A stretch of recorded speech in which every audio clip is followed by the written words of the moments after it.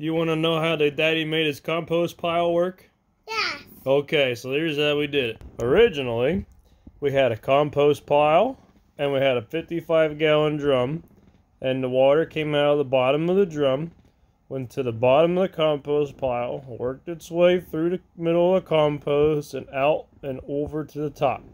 Now this part was just barely above the top, and it was not enough to push it out. So then we came up with solution number 2.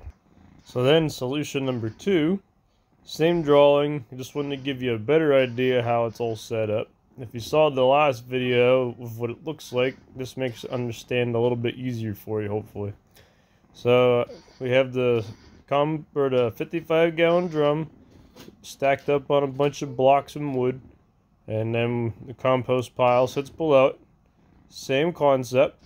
Comes down through the bottom of the drum, weaves in through the compost pile, and then it goes in the top of the drum, just shy of the top.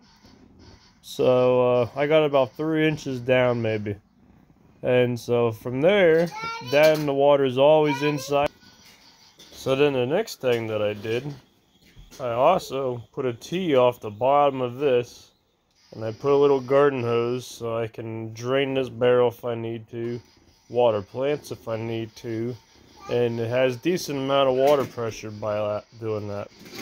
So then the next thing that I did is I wanted more thermal mass, so I added another 55-gallon drum, and I used the lid that I cut the top off of this to make it fit just inside the greenhouse because it's kind of high, and I flipped it over.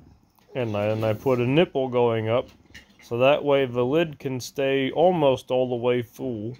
And then when it overflows, it goes in this nipple and into the drum. So basically, this is the overflow pipe, which is just above the hot water that comes out of the compost. And then that comes down into the top of the lid. And when the sun rises, the pump, the solar panel gets the sun, the pump turns on, the water comes up out of this 55-gallon drum, up and over, and into the top of the barrel on top. So basically, this stays equalized in the daytime. The sun also beats on this one a lot more because it's in the front and down lower, because the sun angle is 18 degrees where I live, so it comes in at a very low angle and hits that drum.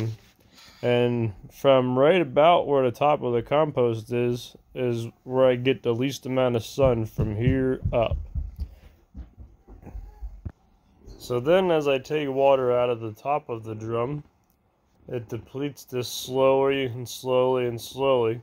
And so then I basically just keep filling up the top, and whenever the pump kicks on, it'll put more water up into the top as well. But this will always stay tippy top, because really there's nothing draining it unless I drain it from right here.